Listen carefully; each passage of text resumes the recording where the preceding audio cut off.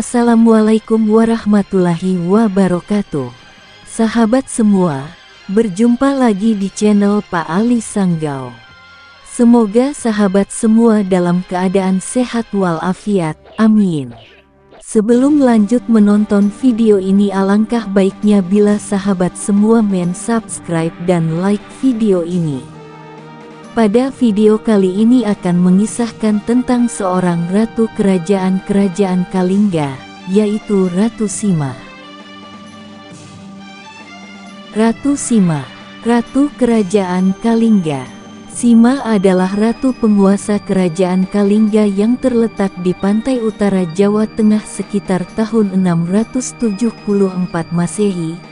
Lahir tahun 611 Masehi di sekitar Musi Banyuasin, Sumatera Selatan, dan istri Raja Kartikeya Singa yang menjadi Raja Kalingga 648–674 Masehi.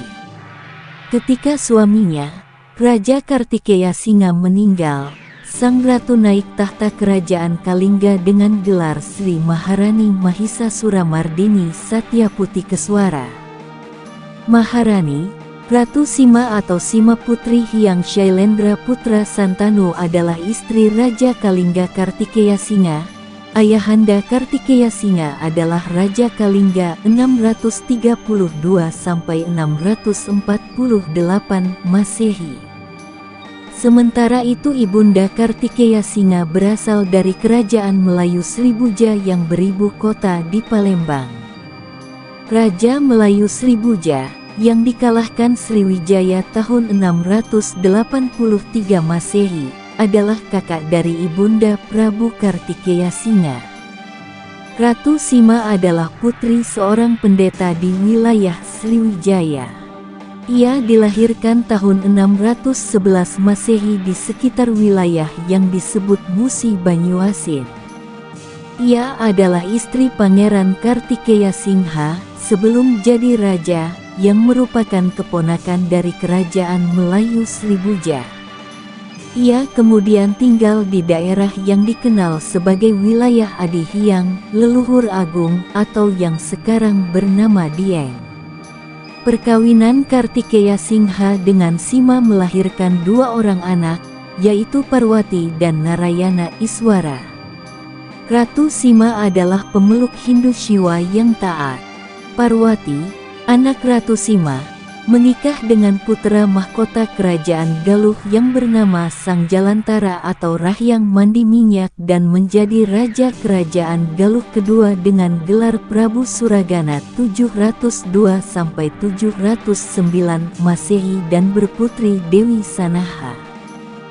Dewi Sanaha dan Bratasenawa atau Prabu Sana menikah memiliki anak yang bernama Sanjaya.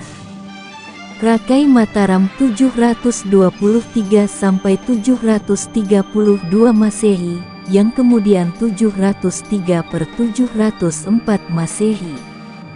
Sanjaya menikahi Dewi Sekar Kancana Teja Kancana Ayu Purnawangi, putri Rakyat Sunda Sembawa, mati muda putra Sri Maharaja Tarusbawa. Cucu Sri Maharaja Tarusbawa dari kerajaan Sunda sehingga Maharaja Harisdarma sempat menjadi raja kerajaan Galuh. Ia merebut kembali tahta Galuh tahun 723 Masehi dari tangan Purbasora yang merebut tahta Galuh tahun 716 Masehi dari Prabu Sana, ayahnya, dan raja kerajaan Sunda menerima tahta dari kakek mertuanya, Sri Maharaja Tarusbawa tahun 723 Masehi sehingga ia menjadi Maharaja Sunda dan Galuh 723–732 Masehi. Maharaja Linggawarman, penguasa terakhir Tarumanagara 666–669 Masehi, mempunyai dua orang putri, yaitu yang sulung bernama Dewi Manasih menjadi istri Sri Maharaja Tarusbawa, menerima tahta kerajaan Tarumanagara dari mertuanya, lalu mendirikan kerajaan Sunda 669 dan putri yang kedua bernama Dewi Sobakancana menjadi istri Dapunta Hyang Srijayanasa, yang mendirikan kerajaan Sriwijaya 671 Masehi. Tahun 500 Masehi Pulau Sumatera dikuasai dua kerajaan kuat, yaitu Kerajaan Pali Utara dan Kerajaan Melayu Sribuja di timur yang beribu kota Palembang. Sedangkan Kerajaan Sriwijaya baru merupakan kerajaan kecil di Jambi. Tahun 676 Masehi Kerajaan Pali dan Mahasin Singapura ditaklukkan Sriwijaya. Tahun 683 Masehi, Kerajaan Sriwijaya berhasil menaklukkan Kerajaan Melayu. Ekspansi Sriwijaya terhadap Kerajaan Melayu yang masih memiliki kekerabatan dengan Kalingga tentu sangat mengganggu hubungan dengan Kalingga. Maka, Sriwijaya mencoba mencairkan hubungan dengan Kerajaan Sunda dan Kalingga. Langkah diplomatik dilakukan antara Kerajaan Sriwijaya dengan Kerajaan Sunda yang sama-sama sebagai menantu Maharaja Linggawarman dalam sebuah prasasti yang ditulis dalam dua bahasa, Melayu dan Sunda. Jalinan persaudaraan dan persahabatan kemudian dikenal dengan istilah Mitra Pasamayan. Inti isi perjanjiannya untuk tidak saling menyerang dan harus saling membantu. Kerajaan Kalingga pun ditawari persahabatan, namun Kalingga menolak karena sakit hati atas penyerangan Sriwijaya terhadap Melayu, yang merupakan kerabat Kalingga, mengingat Ratu Sima menurut sebuah pendapat Sang Ratu dan Ibunda Kartikeya Singa berasal dari wilayah Kerajaan Melayu Sribuja yang beribu kota di Palembang. Ketegangan antara Sriwijaya dan Kalingga menajam sehingga keduanya sudah mempersiapkan pasukan dalam jumlah besar, namun masih dapat dilerai oleh Sri Maharaja Tarusbawa dari Kerajaan Sunda sebagai sahabat dan kerabat, sehingga Srijayanasa mengurungkan niatnya menyerang Kalingga karena Kalingga adalah kerabat Kerajaan Sunda. Keadaan ini berlangsung hingga Srijayanasa mangkat tahun 692 Masehi dan digantikan oleh Dharmaputra 692 sampai 704. Sang Ratu Sima, dalam pemerintahannya, Kerajaan Kalingga aman karena beraliansi dengan Kerajaan Sunda dan Galuh. Terutama karena sikap tegas dan dia sangat dicintai rakyatnya. Sang Ratu menerapkan hukum yang keras dan tegas untuk memberantas pencurian dan kejahatan, serta untuk mendorong agar rakyatnya senantiasa jujur. Tradisi mengisahkan seorang raja asing yang meletakkan kantung berisi emas di tengah-tengah persimpangan jalan dekat alun-alun ibu kota Kalingga. Raja asing ini melakukan hal itu karena ia mendengar kabar tentang kejujuran rakyat Kalingga dan berniat menguji kebenaran kabar itu. Tidak seorang pun berani menyentuh kantung yang bukan miliknya itu, hingga suatu hari 3 tahun kemudian, seorang putra Sima, sang putra mahkota, secara tidak sengaja menyentuh kantung itu dengan kakinya. Mulanya Sang Ratu menjatuhkan hukuman mati untuk putranya, akan tetapi para pejabat dan menteri kerajaan memohon agar Sang Ratu mengurungkan niatnya itu dan mengampuni sang pangeran. Karena kaki sang pangeran yang menyentuh barang yang bukan miliknya itu, maka Ratu menjatuhkan hukuman memotong kaki sang pangeran.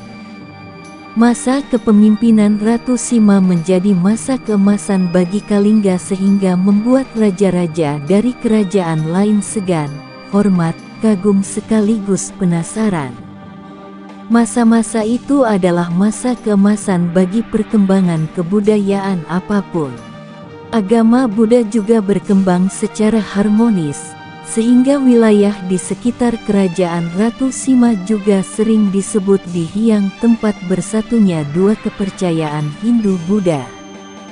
Dalam hal bercocok tanam, Ratu Sima juga mengadopsi sistem pertanian dari kerajaan kakak mertuanya. Ia merancang sistem pengairan yang diberi nama Subak. Kebudayaan baru ini yang kemudian melahirkan istilah tani bala, atau masyarakat yang mengolah mata pencahariannya dengan cara bertani atau bercocok tanam. Kerajaan Kalingga beratus tahun yang lalu bersinar terang emas penuh kejayaan. Memiliki Maharani Sang Ratu Sima nan ayu, anggun, perwira, ketegasannya semerbak wangi di banyak negeri.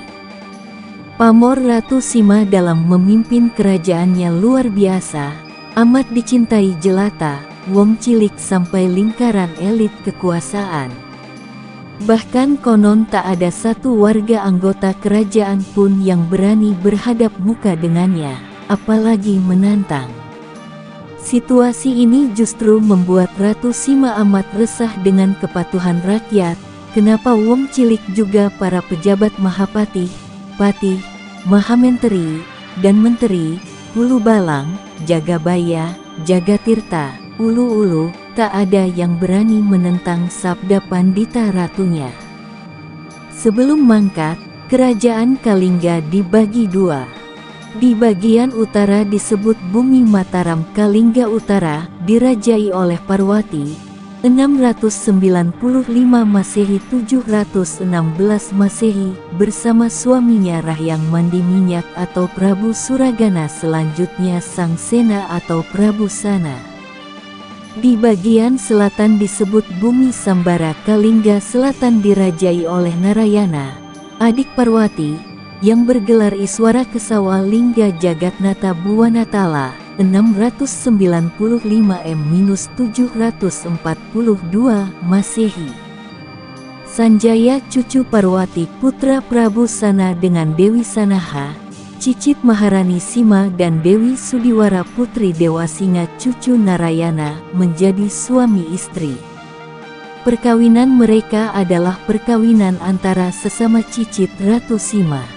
Anak hasil perkawinan mereka bernama Rakai Panangkaran yang lahir tahun 717 Masehi. Dialah yang di kemudian hari menurunkan raja-raja di Jawa Tengah. Ratu Sima Putri Hyang Shailendra Putra Santanu mangkat tahun 695 Masehi, 3 tahun sesudah Srijayanasa. Raja Sriwijaya meninggal 692 Masehi. Terima kasih sudah menonton video. Semoga video ini bermanfaat dan menambah wawasan sahabat semua. Dukung terus channel ini dengan cara subscribe dan share videonya. Sampai jumpa di video selanjutnya. Assalamualaikum warahmatullahi wabarakatuh.